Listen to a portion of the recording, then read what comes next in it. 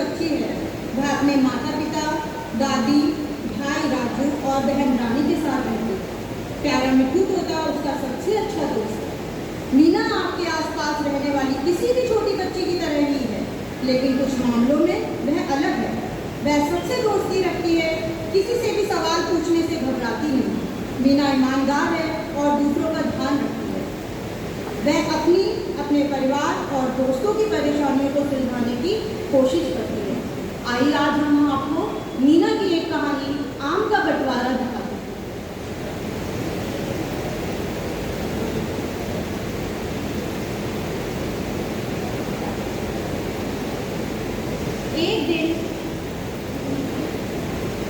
एक दिन मीना और मिट्टू एक पके आम को तोड़ने के लिए एक ऊंचे आम के पेड़ पर चढ़ गए। मीना रसीले आम को तोड़कर जल्दी से भागते हुए अपने घर की तरफ आई, क्योंकि वो आम उसे अपने भाई राजू के साथ बांटकर खाना था।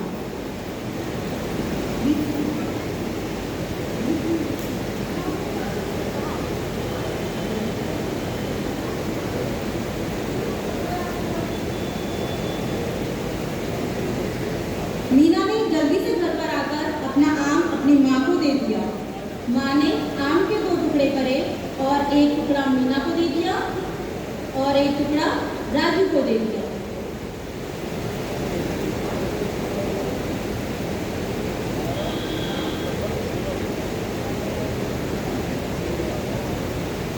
मीना परेशान थी जब उसने देखा कि राजू को बड़ा हिस्सा दिया गया था। तब उसने विरोध किया तो दादी ने कहा कि लड़कों को हमेशा लड़कियों से ज़्यादा खाने को मिलता है। मीना को ये बात सुनकर बहुत दुख हुआ। फिर रात हो गई।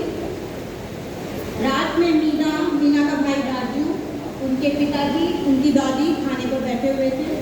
तभी मीना की माँ खाना लेकर आई।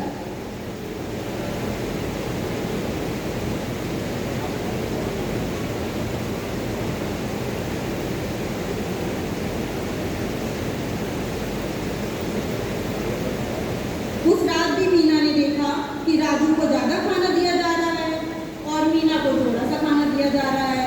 माँ ने राजू की थाली में एक अंडा भी रखा है, जबकि मीना की थाली में अंडा नहीं दिया। मिट्टू भी ये सब पीछे से देखकर बहुत ज़्यादा फूल रहा था कि ये क्या हो रहा है। उसे बिल्कुल अच्छा नहीं लगा। मीना की माँ ने कहा, चलो बच्चों, खाने से पहले हाथ धो लो। जब बच्चे अपने हाथ धोने के लिए गए तो मिट्टू ने अंडा उठाकर राजू की थाली से मीना की थाली में रख दिया। जब वे हाथ धोकर वापस आए तो राजू की माँ ने देखा कि अरे, अंडा तो मीना की थाली में है राजू की थाली की जगह। तो उन्होंने मीना से कहा, मीना, अंडा वापस रख दो। मीना के पिता को यह बिल्कुल ठीक नहीं लगा। जब दोनों बच्चे बड़े हो रहे हैं, दोनों ही मेहनत करते हैं, तो दोनों को खाने के लिए भी बराबर मिलना चाहिए। राजू ने भी कहा, अरे तुम्हारा काम तो बहुत सरल है।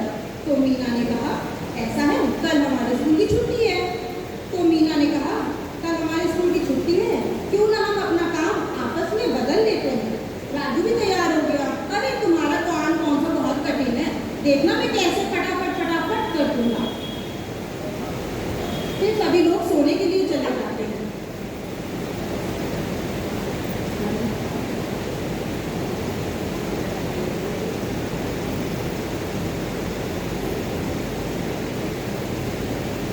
राजू आराम से बिस्तर पर सो रहा होता है और सुबह हो जाती है, लेकिन राजू को तो पता ही नहीं है कि उसे क्या करना है। तो फिर मीना अपने तोते से कहती है कि मिट्टू, जल्दी से जाओ और राजू को जगा दो, उसे चूल्हा भी तो जलाना है। राजू राजू राजू उठो, तुम्हें चूल्हा जलाना है, उठो राजू उठो। राजू बहुत अलसाया सा उठता है। अरे कहता है, ओहो, सुबह सुबह चूल्हा, चलो जलाता हूँ। राजू चूल्हा जलाने के लिए चला जाता है। फिर राजू चूल्हा जलाता है। अरे ये तो बहुत कठिन है। कितना धुआं, ओहो, मीना कैसे करती है। फिर चूल्हा जलाने के बाद राजू उठता है जल्दी जल्दी से। फिर उसे झाड़ू भी लगानी है। राजू झाड़ू लगाने लगता है,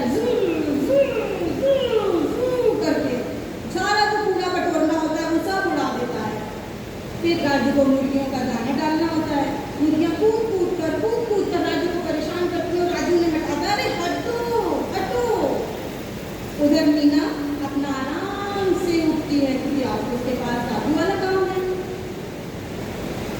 मीना लाली को लेती है और चराने के लिए अपना चल देती है। तभी राजू उसे रोकता है, अरे मीना रुको, लाली का ध्यान रखना, वह किसी के खेत में ना चली जाए। मीना के जाने के बाद राजू ने बर्तन धुले, कपड़े धुले और फिर पानी भरने के लिए गया। उधर मीना पेड़ के नीचे बैठे बैठे आराम से सो रही थी।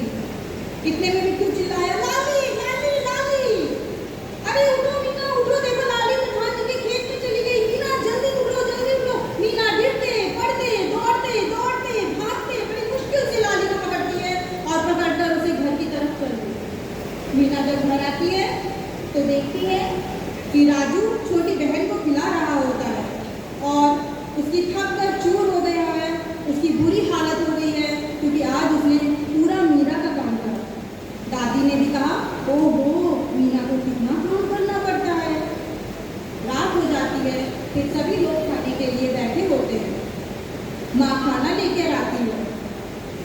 उस दिन मीना को राजू का खाना मिलता है और राजू को मीना का खाना दिया जाता है।